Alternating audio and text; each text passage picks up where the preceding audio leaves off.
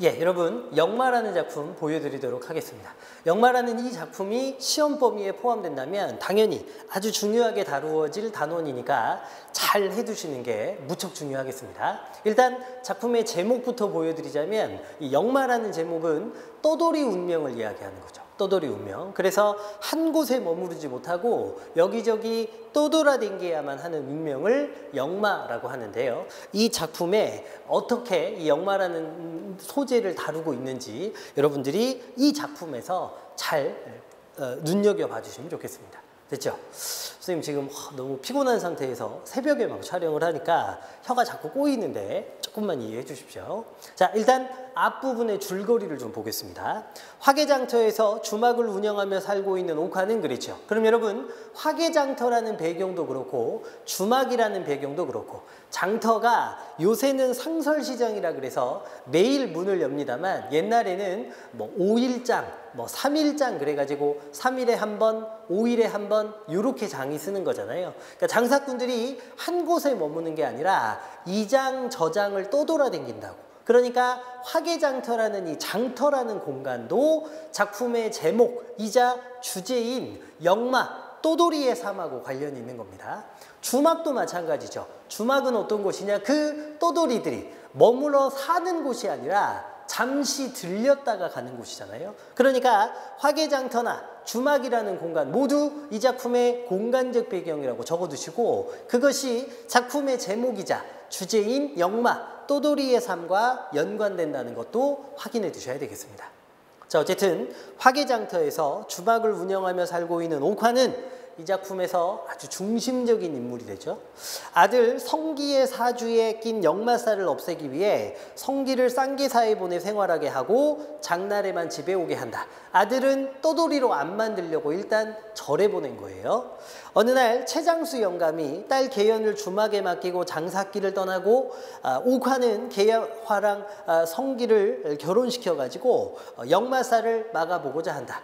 그래서 절만 갖고는 약간 부족할 것 같으니까 계연이라는 이 좋은 아가씨하고 자신의 아들을 결혼시켜가지고 정착된 삶을 살게 하려고 하는 거죠. 그러나 계연의 왼쪽 귓바퀴 위에 난 사마귀를 발견하고 놀란 옥화는 두 사람 사이를 경계한다. 그 사마귀의 밑줄 긋고 시험에 나온다면 뭐라고 나올 거냐면 옥화와 계연의 관계를 암시하는 소재 이렇게 나올 거예요. 옥화와 계연의 관계를 암시하는 소재. 그러니까 성기의 어머니가 되는 옥화와 성기랑 결혼을 하려고 하는 계연 사이의 관계를 암시하는 소재인데 둘 다 사마귀가 있거든요. 같은 유전적 특징을 가지고 있습니다. 사실은 아빠가 같은 엄마만 다른 이복 동생이지. 사마귀를 발견하고 놀란 옥화는 두 사람 사이를 경계한다. 자기 아버지라는 남사당패 우두머리가 바로 최장수 영감이고 계연이 자신의 이복동생이라는 예감이 들었기 때문이다. 나오죠. 최장수 영감이 돌아와 들려준 이야기로 옥화의 예감은 현실이 되었고 최장수 영감은 계연을 데리고 주막을 떠나기로 합니다.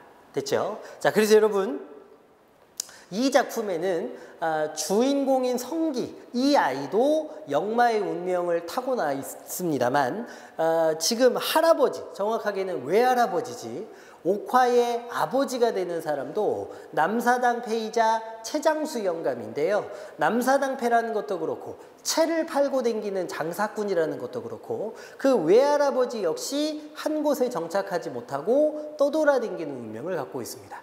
그 다음에 사실은 여기에는 소개되지 않았습니다만 성기의 아버지, 옥화의 남편도 떠돌이 중이었던 사람이거든요.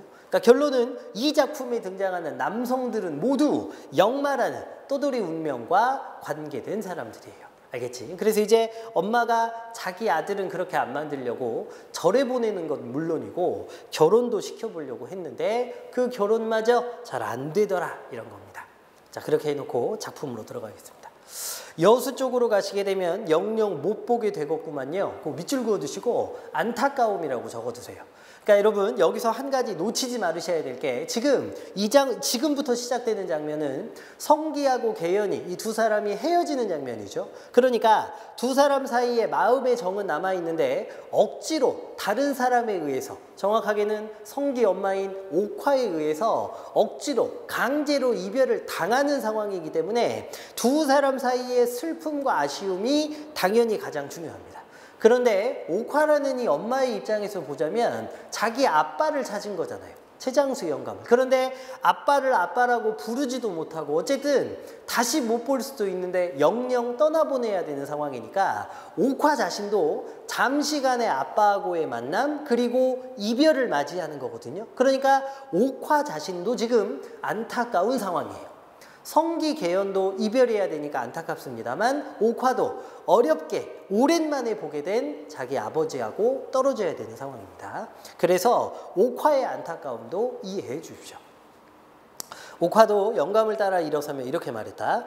사람 일을 누가 알간디 인연 있음 볼도 볼터이지. 여러분 그거 밑줄 그어두시고 이 작품은 운명을 다루잖아요. 여기서도 지금 인연이 있으면 또 보겠지라고 이야기했으니까 그게 뭐냐? 운명론적 세계관과 관련되어 있습니다. 운명론적 세계관. 영감은 커다란 미투리에 발을 끼며 말했다. 아가 잘 가거라. 아가는 계연이지요. 옥화는 계연의 조그마한 보따리에다가 돈이 든 꽃주머니 하나를 정표로 넣어주며 하직을 했다. 꽃주머니에다가 밑줄. 그러면 마지막 이별 선물로 옥화가 계연이한테 주는 꽃주머니는 뭐겠느냐? 첫 번째는요. 자기 아들하고 억지로 자기가 찢어놓는 거잖아요. 미안함. 두 번째는 자기 입장에서 보면 혈육이잖아. 동생이잖아. 그러니까 애틋함도 있죠. 미안함과 애틋함 두 가지 감정이 공존하고 있습니다. 미안함과 애틋함. 계연은 애걸하듯 호소하듯한 붉은 두 눈으로 한참 동안 옥화의 얼굴을 쳐다보고만 있었다. 이렇게 돼 있죠. 왜냐면 자기는 헤어지기 싫거든. 그치? 또 오너라. 옥화는 계연의 머리를 쓸어주며 다만 이렇게 말했고 그러자 계연은 옥화의 가슴에다가 얼굴을 묻으며 엉엉 소리를 내어 울기 시작했다. 막을 수 없다는 걸 아니까 그러죠. 근데 어떻게든 매달려 보고 싶은 거지. 옥화가 그녀의 그 물결같이 흔들리는 동구스름한 어깨를 쓸어주며 그만 울어 아버지가 저기 기다리고 계신다 하는 음성도 이젠 아주 풀이 죽어 있었다. 마음이 안 편하니까요. 그럼 편히 계시오. 영감은 옥화에게 하직을 했다. 할아버지 거기 가보시고 살기 여의찮거든. 여기 와서 우리 함께 삽시다 그랬죠. 옥화가 최장수 영감한테 함께 살자고 이렇게 이야기하는 것은 아버지, 혈육에 대한 애정 때문에 그렇게 이야기하는 거죠. 같이 살자고 이야기를 꺼냈어요. 옥화는 또 한 번 이렇게 당부하는 것이었다. 오빠 편히 사시오. 계연은 이미 시뻘겋게 된 두 눈으로 성기의 마지막 시선을 찾으며 하직 인사를 하였다. 성기는 계연의 이 말에 꿈을 깨듯 마루에서 벌떡 일어나 계연의 앞으로 당황히 몇 걸음 어플어플 걸어오다간 돌연히 다시 정신이 나는 듯 그 자리에 화석처럼 발이 굳어버린 채 한참 동안 장승같이 계연의 얼굴만 멍하게 바라보고 있었다. 자, 여러분 제가 늘 말씀드립니다만 소설을 제대로 이해하려면 갈등 관계를 잘 보시는 게 1번이긴 한데요. 인물의 성격을 파악하는 것도 그에 못지않게 중요합니다. 지금 여기 자기가 강제로 엄마 때문에 이별하는 상황인데 마음속은 여전히 애정이 남아있잖아요. 그러면 적극적인 남성이라면 나 이렇게는 못 헤어진다고 한마디 해야 되는데 속이 부글부글 끓지만 그 어떤 행동도 하지 못하잖아요. 여기서 저희가 알 수 있는 성기라는 이 남자 캐릭터 성격은 어떤 거냐 적어보시면 소극적이죠. 소극적. 아주 소극적입니다. 오빠 편히 사시오. 이렇게 두 번째 하직을 하는 순간까지도 계속 되풀이해서 인사하는 이유가 뭐야? 헤어지기 싫으니까. 그렇죠? 계연의 그 시뻘건 두 눈은 역시 성기의 얼굴에서 그 어떤 기적과도 같은 구원만을 기다리는 것이었고 기적과도 같은 구원은 간단히 말하면 뭐겠어요? 가지마! 내 옆에 있어! 이런 거 아닙니까? 그러나 성기는 그 자리에 그냥 주저앉아 버릴 뻔하던 것을 겨우 버드나무 가지를 움켜잡을 수 있을 뿐이다. 역시 뭡니까? 소극적이죠. 아무 말도 못합니다. 개연의 시뻘겋게 상기한 얼굴은 옥화와 그의 아버지가 그들을 지켜보고 있다는 것도 잊은 듯이 성기의 얼굴만 일심 한마음으로 바라보고 있었으나 버드나무에 몸을 기댄 성기의 두 눈에는 다만 불꽃이 활활 타오를 뿐 아무런 새로운 명령도 기적도 나타나지 않았다. 이렇게 돼 있죠. 그럼 여러분 그 불꽃은 당연히 뭐예요? 분노죠, 분노. 이 상황, 억지로 헤어져야만 되는 이 상황에 대한 분노. 근데 그 어떤 행동도 못 하잖아요. 성기는 소극적인 사람입니다. 오빠 편히 사시오. 한 번 더 인사하시오. 하고 거의 울음이 다 된 마지막 목소리를 남기고 돌아선 개연에 저만치 가고 있는 항나적삼을 고운 햇빛과 여러분 거기 특이한데 쭉 밑줄 그어보세요. 늘어진 버들가지와 산 울림처럼 울려오는 뻐꾸기 울음 속에 성기는 우두커니 지켜보고 있을 뿐이었다. 여기까지. 자 여러분, 그래서 이 부분도 중요한데요. 제가 고전시가 설명할 때 이런 얘기 참 많이 했어요.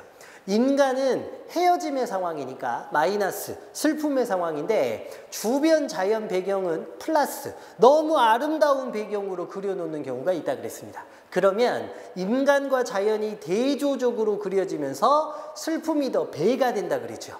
여기도 마찬가지로 아주 아름다운 배경이 이별의 상황에 펼쳐지고 있는데 이 아름다운 배경, 대조적인 배경이 뭐냐? 슬픔을 더 깊게 만드는 겁니다. 그래서 제가 밑줄 그으라고 한 부분, 아름다운 배경이 드러난 부분에 화살표 빼셔가지고 인간 vs 자연. 그래서 인간은 마이너스 상황인데 자연은 플러스, 반대되게 그려졌다는 걸 꼭 메모해 주시기 바랍니다. 알겠지? 자, 그 다음 성기가 다시 자리에서 일어나게 된 것은 이듬해 우수도 경칩도 다 지나 청명 무렵에 비가 찔끔거릴 무렵이었다. 여러분 이 부분을 조심하셔야 되는데요. 성기가 다시 자리에서 일어났다 그랬죠. 그러면 헤어짐의 순간이 있었고 그 뒤에 뭐가 있었던 거야? 성기가 몸져 누운 거죠.